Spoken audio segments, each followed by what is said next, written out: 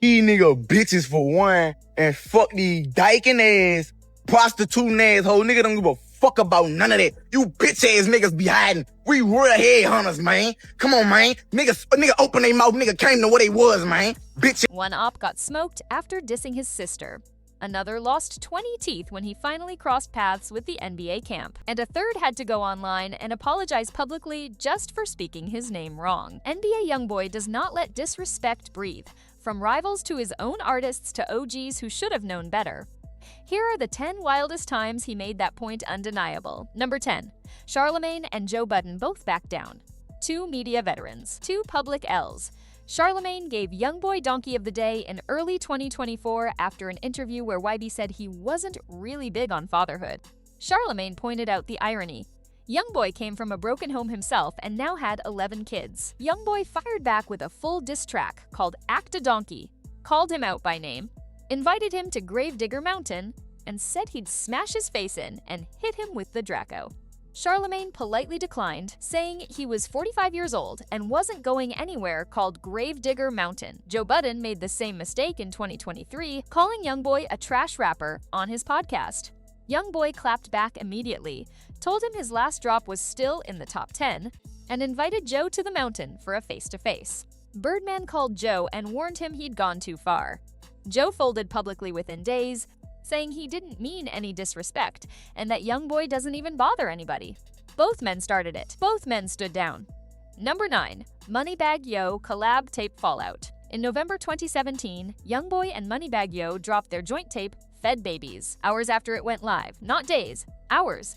Youngboy jumped on IG Live and started spazzing on Moneybagg out of nowhere, calling him out and threatening him. Nobody knew what triggered it. Moneybagg stayed completely quiet for months before finally addressing it in an interview, saying they were cool and that something had happened, but he wasn't going to get into it publicly. The fact that he kept it that vague after Youngboy aired him out so loudly said everything. You don't go into details when the other person has that kind of energy behind them. Number 8. Kodak Black. Youngboy and Kodak used to be cool, even collaborating early in both their careers. The first signs of tension came in 2017 when fans thought Kodak's Single Time Never Mattered was a subtle shot. Things got real in late 2018 when Quando Rondo burned Sniper Gang merch on IG Live. Kodak's crew responded by burning NBA merch and flashing weapons on Live. When Kodak got out of jail, he called Youngboy weak for letting Quando handle his business. They patched things up. Youngboy even dropped a record saying he missed Kodak when he got locked up again in 2019. Then in 2020, one of Youngboy's baby mamas stabbed another inside his house, and Youngboy had to cooperate with police for the investigation. Kodak, still locked up, got on Instagram and called him a snitch. Youngboy went off immediately on Live, ripping into Kodak and catching Floyd Mayweather in the crossfire when Floyd's daughter got pulled into the conversation. The cooperation angle has followed Youngboy ever since. Number 7. Frito Bang and the album sales war. After G-Money's death, TBG and NBA were already on opposite sides. So when Frito Bang announced his project dropping the same day as Youngboy's second studio album Top in 2020 and posted on IG saying it was like him and his son dropping together, Youngboy was not amused. He fired back on his story, told Frito to stop trying to compete with him, and then went further, dissing Fredo's dead homies and telling him he wasn't built like that. Fredo tried to calm it down publicly, said he was only talking about album sales and not trying to start a war. When the numbers came in, Youngboy moved 127,000 first week. Fredo's project did around 15,000. By 2022, Fredo backtracked completely, said there was never any real beef and it was just social media hype. Youngboy's response was silence. The numbers had already said everything. Number 6. Finesse 2 times Baby Me Mama. In April 2024, Youngboy stirred everything up by posting a picture of Finesse 2 times Baby Mama Suga on his story and captioning it like he was feeling her. Finesse came back fast, reminded Youngboy he was from Memphis and he ain't tender. Then he went on IG Live and explained what actually started it. He had liked a picture of Youngboy's baby mama. That was the whole trigger. Finesse made the point directly. Real gangsters don't go to war over women.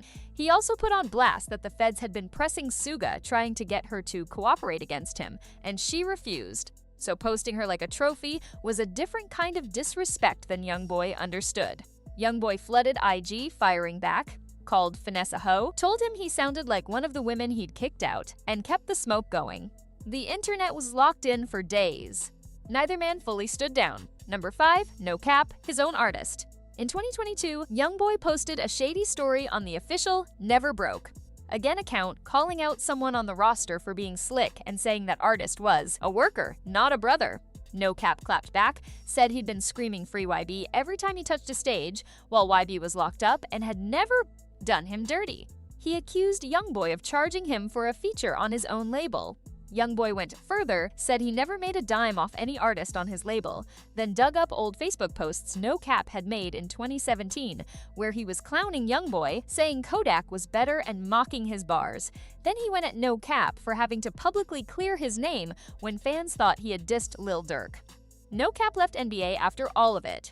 Youngboy publicly humiliated his own signee, surfaced old receipts, and made him feel like a stranger in his own label camp. Number 4. Scotty Kane lost 20 teeth. Scotty Kane was supposed to be a day one. After things fell apart with TBG, Youngboy linked with the Baton Rouge rapper, and they started building together. Then out of nowhere, Scotty dropped a video blasting Youngboy, said Youngboy had begged him to get on a track, called him broke, and claimed Youngboy was always asking to split money for shoes and videos. He said, Youngboy cried when Scotty slapped him in the studio and pulled a gun on him. Youngboy responded with a diss track and kept the smoke going publicly. Then in 2020, when Scotty finally crossed paths with the NBA camp, he got caught lacking. He was beaten so badly he reportedly lost 20 teeth. Scotty went from posting expose videos about Youngboy to disappearing from the narrative entirely. Number 3. G-Money, the mentor who crossed the wrong line. G-Money was one of Youngboy's earliest mentors in Baton Rouge. When Youngboy outgrew the relationship and started building Never Broke Again, the tension started. Youngboy called him out on a track for messing with his sister. G-Money went to say cheese and confirmed it, said yeah, he had her a long time ago. And Youngboy just let fame go to his head. Then G dropped his own diss track, called Industry, which dragged Youngboy's mom and threw disrespectful words at his sister. He even went live, letting people know he was still recording at the same studio in Baton Rouge. 2 weeks after the track dropped, G-Money was shot and killed outside that exact studio on the 1900 block of Dallas Drive. In June 2019, Youngboy's affiliate Lil Pap was indicted for the murder and sentenced to 5 years.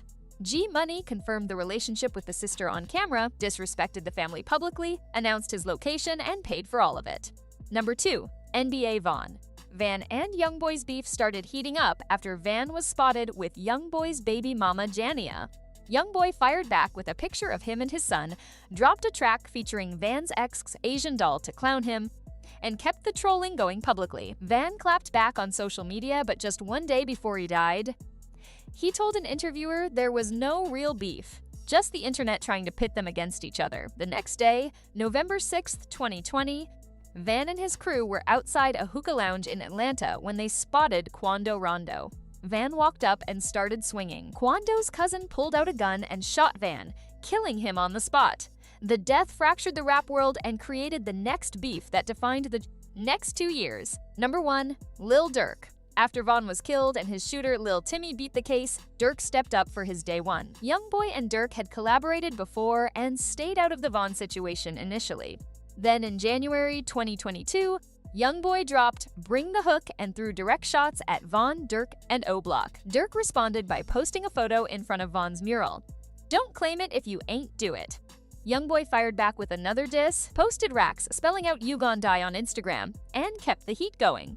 Durk dropped Aha in February 2022, going at Youngboy's baby mama Jania and referencing his house arrest. Youngboy came back same day with I Hate Youngboy, went at Durk, India Von, Lil Baby Boosie's, Gucci Mane, and even Apple Music for not promoting his records. Then, in March 2023, when Durk tried to win India back after their breakup, Youngboy got on his burner account and started trolling her publicly. India clapped back, calling him a little bad kid.